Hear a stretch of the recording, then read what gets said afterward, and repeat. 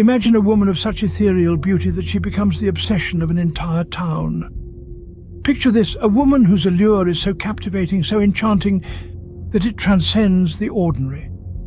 Her charm is not just in the symmetry of her features, but in the radiance that seems to emanate from her very being. Her eyes, the gateway to her soul, hold an infinite depth that draws you in, making you want to decipher the enigma that she is. This woman is a frequent visitor to the town library. She is found nestled between the towering shelves, absorbed in the pages of a book. The silence of the library, the rustling of pages and the quiet ticking of the ancient clock form the only companions to her solitude. There's a certain allure to her solitary existence. It's almost as if she's a part of the library, as intrinsic as the books that surround her. Her presence is like a soft whisper, barely audible above the hushed tones of the library, yet powerful enough to command attention. She's like a secret, a mystery waiting to be unraveled.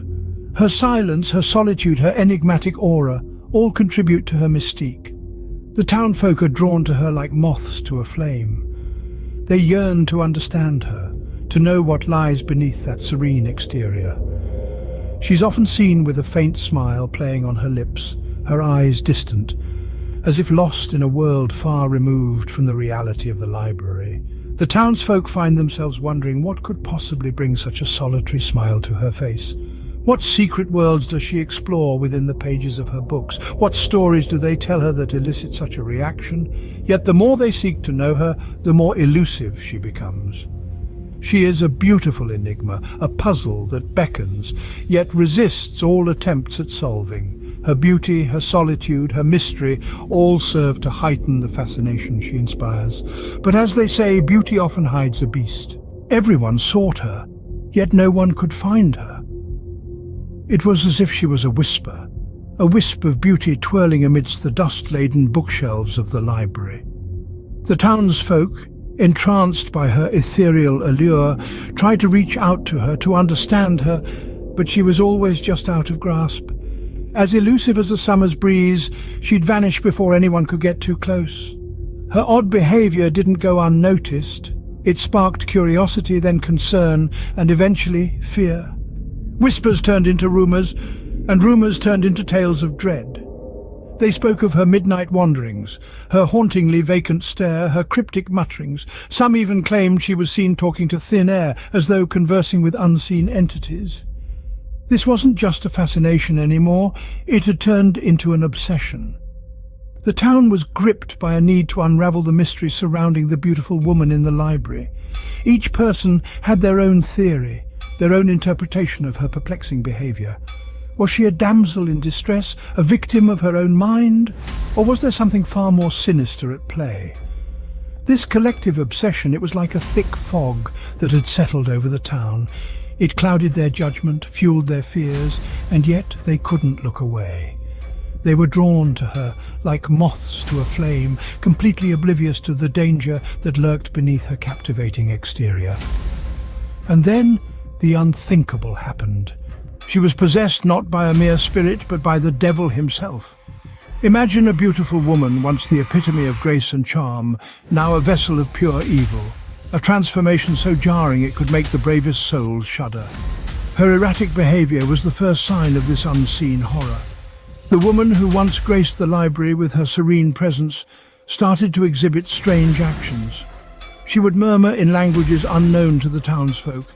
Her once soft voice turned into a harsh, grating whisper. Her laughter, once melodious, now echoed through the library halls like a banshee's wail. But it was not just her behavior that changed. Her strength, it was terrifying, almost inhuman. She could lift heavy books as if they were feathers, and her grip was so strong it could crush a walnut into dust. This was not the woman they once knew. This was something else, something darker. Her presence, once comforting, now held a demonic aura.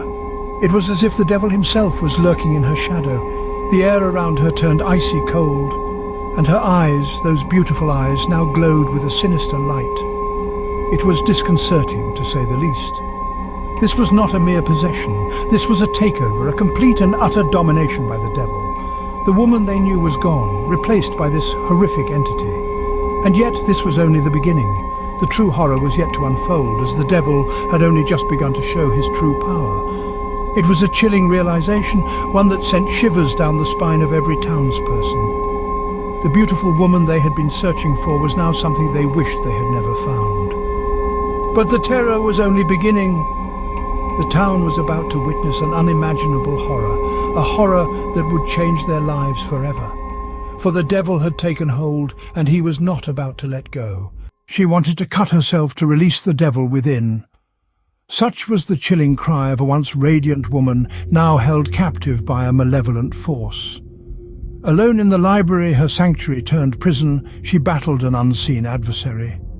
Her desperation echoed through the lofty halls, a haunting symphony of fear and torment. Her once elegant fingers, now twisted by dread, clutched a shard of broken glass, its cruel edge reflecting her torment. She pressed the sharp fragment against her skin, her breath hitching as the cold glass met the warmth of her life force. She wanted to cut herself, to bleed out the evil that had made a home within her. But the devil within her was relentless, its grip unyielding. Her pleas for help were as heart-wrenching as they were futile. The townsfolk who had once adored her beauty now feared her, their hearts heavy with a dread they couldn't comprehend. They heard her cries, saw her struggle, yet they were paralyzed. The once vibrant woman they knew was lost in a sea of torment, her body a vessel for the devil's cruel games. The town was gripped in a silent horror, their once peaceful haven tainted with an unspeakable terror. They could only watch, as the woman they'd once admired was consumed by an evil they couldn't understand, couldn't fight. Their helplessness was as palpable as the cold dread that hung in the air, a constant reminder of the horror unfolding within the library walls. Her fight was their fight, her fear their fear. Yet they were helpless, mere spectators to the unfolding nightmare. They couldn't save her, couldn't reach her, couldn't free her from the devil's grip.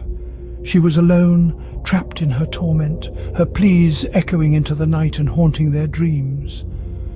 In the face of such horror, what could they do? The question hung heavy in the air, a chilling reminder of their impotence in the face of such unimaginable terror. Their once vibrant town was now a silent witness to a horror far beyond their understanding, forever scarred by the devil's grip. It was then that an old man stepped forward, a man known for his wisdom and courage. A silence fell over the crowd as the aged figure, a beacon of hope in the midst of their terror, took center stage in this chilling tale. This was a man who had seen the passing of many moons and had lived through tales of horror and triumph alike. He was their lighthouse in the storm, their stalwart against the encroaching darkness. The old man, with a countenance as weathered as an ancient oak, yet with a spirit as vibrant as the first light of dawn, took it upon himself to save the haunted maiden. He was a well-known figure in the town, revered for his knowledge of the unknown and his ability to confront that which others dared not. He had a plan, a desperate, daring plan to exorcise the devil that had claimed the woman as its vessel. He explained his intentions to the petrified townsfolk, his voice steady and reassuring, a stark contrast to the tremors of fear that had been echoing through the streets. He would venture into the library, the epicenter of the haunting, alone.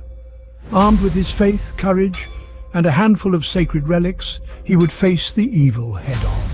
He would challenge the devil, expel it from the woman's body, and restore peace to their town.